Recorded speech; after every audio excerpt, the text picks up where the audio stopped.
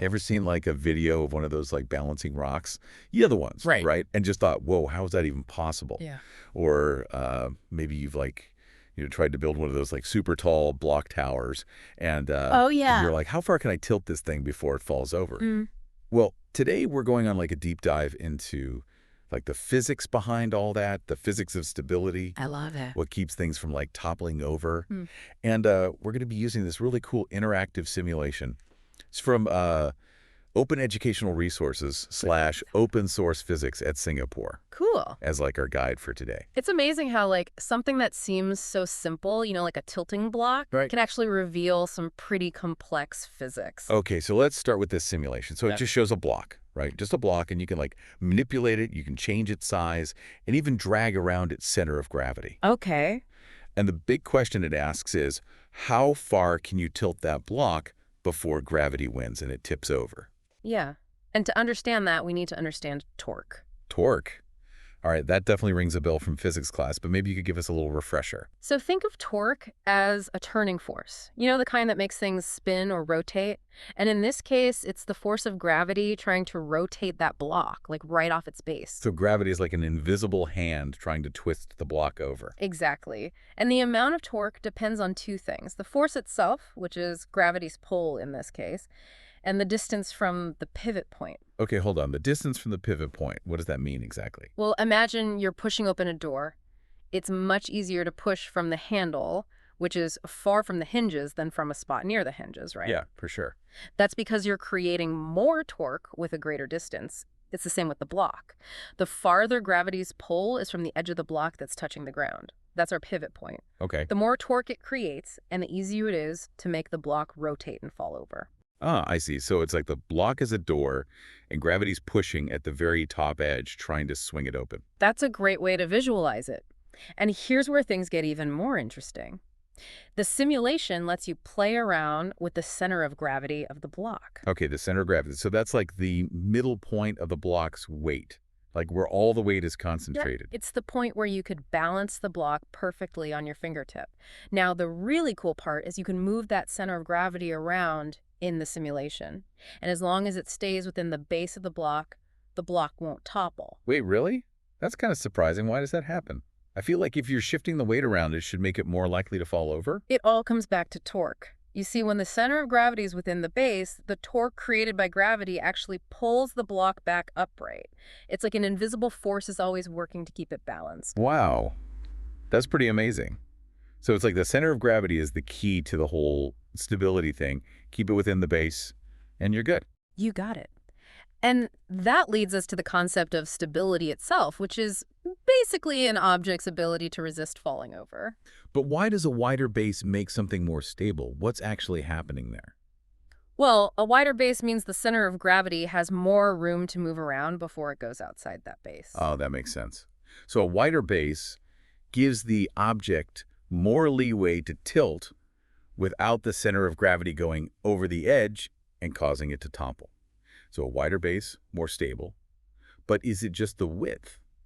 Or does the height of the center of gravity matter too? You're exactly right. To bring that up, height definitely plays a role too. Even if you had like two objects with the same width, the one with the lower center of gravity is going to be way more stable. That makes sense. So it's like the lower the center of gravity, the more like grounded it is, Right. And the harder it is to tip over. Exactly. A great example of this is a tightrope walker using a long pole. Okay. That pole doesn't just make their base wider, it actually lowers their overall center of gravity, making them much less likely to topple.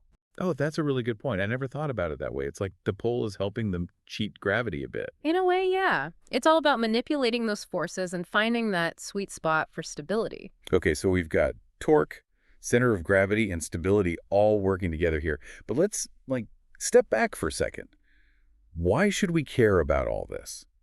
How does understanding these physics concepts actually impact our lives? Well, think about it this way. We're surrounded by objects and structures that rely on these principles to stay upright and function properly. Mm-hmm. Architects designing skyscrapers, for example, Right. have to make sure a building's center of gravity stays within its base, even when strong winds are trying to create a tipping torque. Otherwise, we'd have skyscrapers toppling over left and right. Yeah. That'd be a little terrifying. Exactly. And engineers designing cars, They focus on lowering the center of gravity Yeah. to improve handling and prevent rollovers, especially at high speeds. So that's why sports cars can take those corners like they're glued to the road. Mhm. Their low center of gravity helps them stay stable and in control. You got it. And it's not just about big things like buildings and cars. Even in our everyday lives, we intuitively use these principles all the time. Okay. When you carry a heavy box, you instinctively hold it close to your body, right? Yeah, I do. I guess I never really thought about why. Well, by holding it close, you're actually lowering your combined center of gravity, making yourself more stable and less likely to tip over. Wow.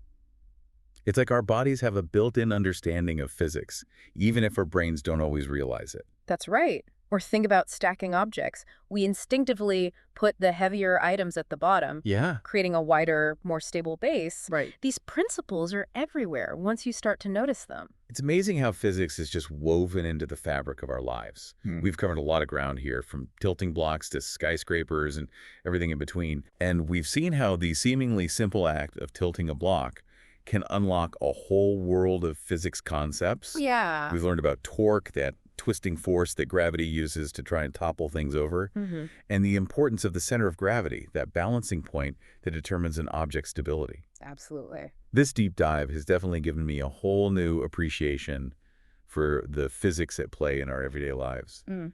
But I'm curious, is there anything else you wanted to share about these concepts before we wrap up? Yeah, it's been really fascinating to see how these ideas apply to buildings and cars and even just the way we move our bodies. But what about the natural world? Are these same principles at work in nature too? Oh, absolutely. Yeah. In fact, nature is like full of incredible examples of stability in action. Think about like a cheetah chasing its prey. Oh, yeah. Its low center of gravity and incredibly flexible spine Yeah. allow it to make those lightning-fast turns and maintain balance at high speeds. Wow, that's amazing. It's like they're designed for stability on the move. Exactly.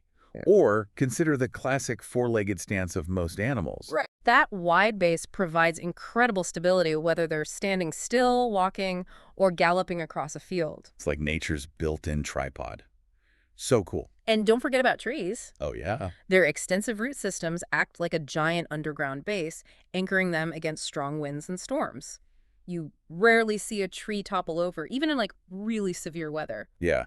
It's mind-blowing how nature has evolved these strategies to ensure stability and survival. It makes you realize just how important these physics concepts really are. It really does. So as you go about your day, I encourage you to look for examples of stability in the world around you. Okay. Pay attention to the shapes of objects, the distribution of weight, and how nature has engineered solutions to maintain balance. Right. It's like a fun little physics scavenger hunt. That's a great challenge for our listeners. Yes. See if you can spot the physics principles we've talked about playing out in your everyday life. I bet you'll be surprised by how much you discover. I think you'll be amazed by how much physics is going on right under your nose. This has been a fantastic deep dive into the world of tilting blocks and the physics of stability. I feel like I've learned so much. It's been a pleasure exploring these concepts with you. And a huge thank you to Open Educational Resources, Open Source Physics at Singapore for creating that amazing interactive simulation. We'll be sure to include a link in the show notes so you can try it out yourself. Until next time, keep those minds curious. And remember, stay stable out there.